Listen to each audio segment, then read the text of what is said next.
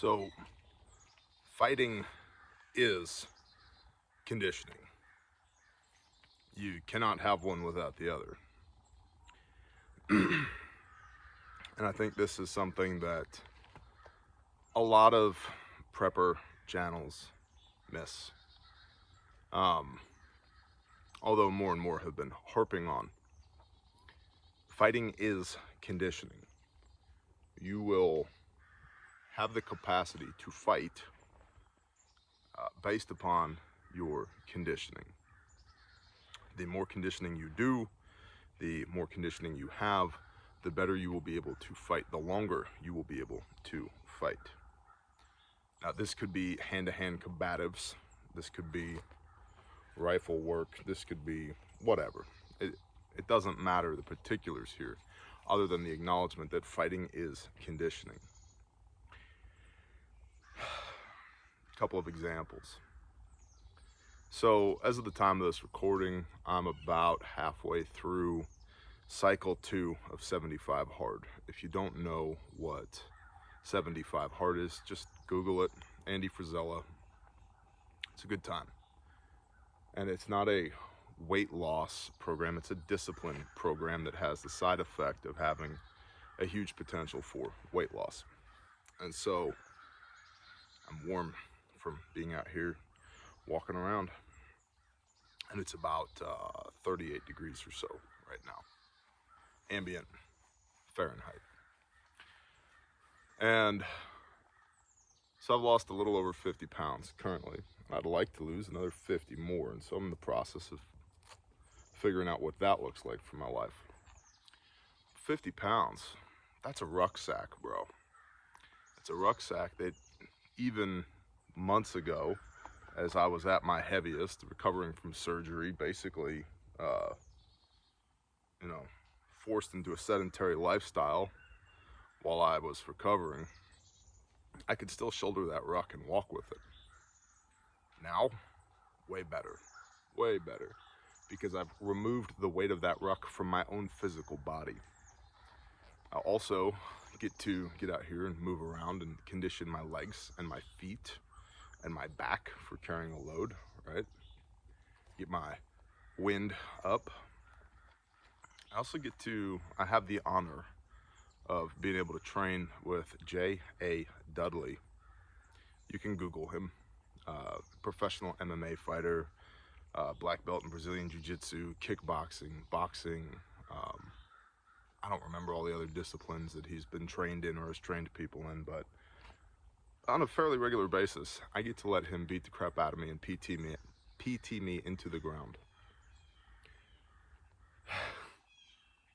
And it's a workout. But all of that illustrates, if you go 30 minutes with Dudley, and to be clear, it's 2 minutes of me punching pads in the patterns that he calls out, jab, cross, hook, uppercut, shovel, blah, blah, blah, blah, blah, right? 2 minutes of that going, and with gloves on, breathing heavy, and then 2 minutes of running, and then 2 minutes of fighting, and then 2 minutes of running, and then 2 minutes of fighting, and then 2 minutes of running for half an hour. It's something. It's absolutely something. And I'm in no way bragging, because I'm still not near as fit as I will be. I would say as I would like to be, but I'm saying rather as I will be.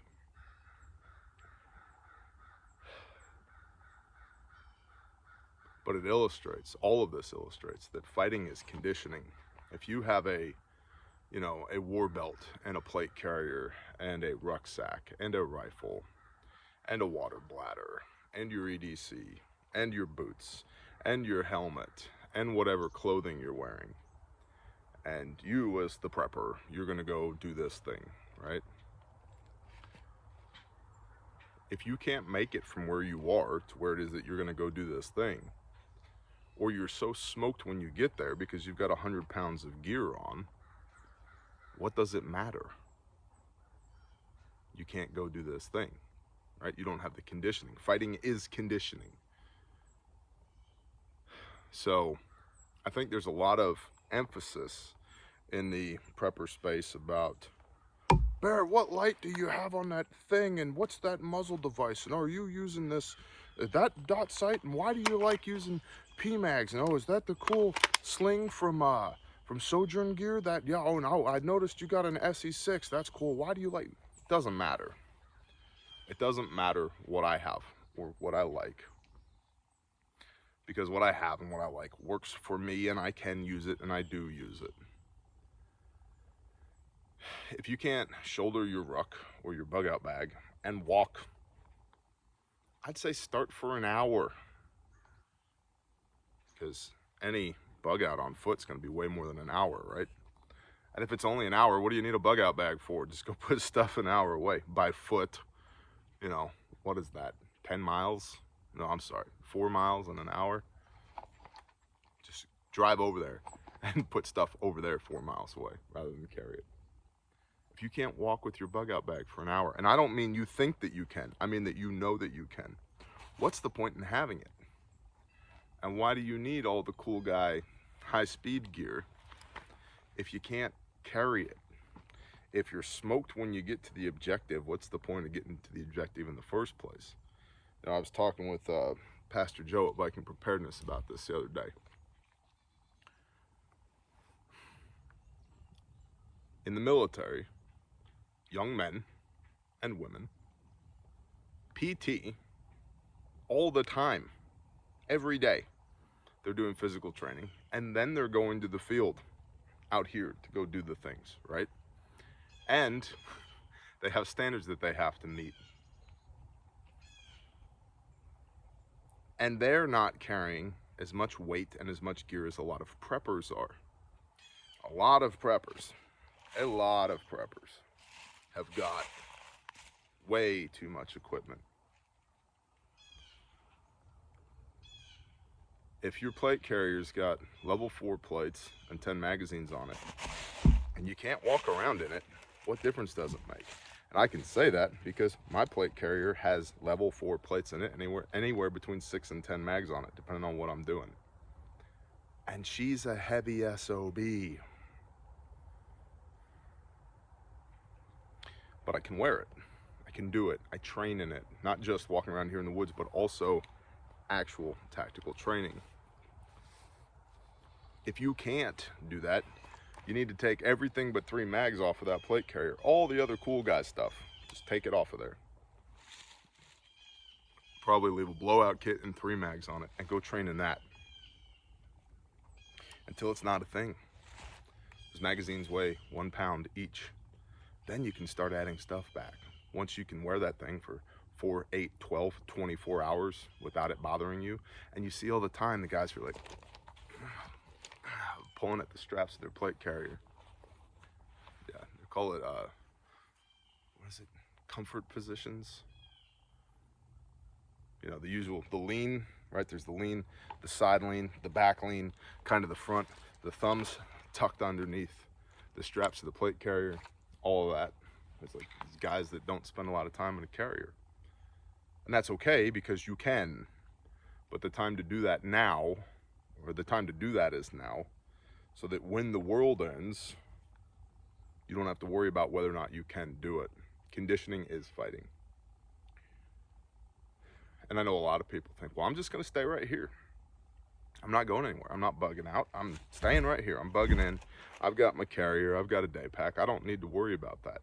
When was the last time you wore your carrier and your day pack all day with a rifle in inclement weather? If the answer is not recently or never, you got to go train that stuff. All of this is an admonishment yet again for you to go do the things. Because you're not going to just figure it out when you need it. And it does not work that way. Life does not work that way. You do not rise to your level of expectation. You fall to your level of training. And so much of that should be, for us, conditioning. You got to take care of your body, your knees and your back and your shoulders and your legs and your feet and your lungs and everything else.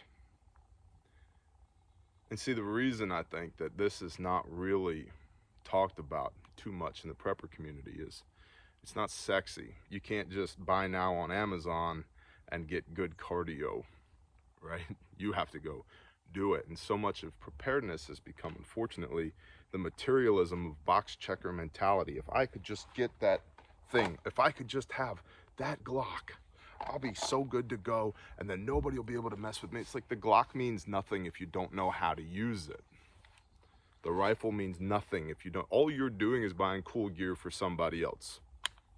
That's it. When somebody else with more training and better conditioning than you runs into you, they're going to smoke you. And then what? Didn't matter in the first place, did it? Because you're dead and gone. And if we stick to our working thesis of what preparedness is, it's to perpetuate normalcy for the people that we love. Well, it's probably not normal to the people that you love for you to be dead and gone. So that's something I would think about, is what level of training are you doing and how often are you doing it? I would say that you should be PTing 5-6 days a week. How do I know? Because I should be and am PTing 5 or 6 days a week. Well, on 75 hard, you PT 7 days a week. Well, I observe the Sabbath, so I don't PT on the Sabbath. Because it's called a workout, and thou shalt do no work on the Sabbath. But you should be PTing 5-6 days a week. Even if you got a lot of ground to cover, cool, me too, right? Start with walking. And then you should be training together as a group, whoever's on your team. Oh gosh, weekly's not too often. Weekly's not too often.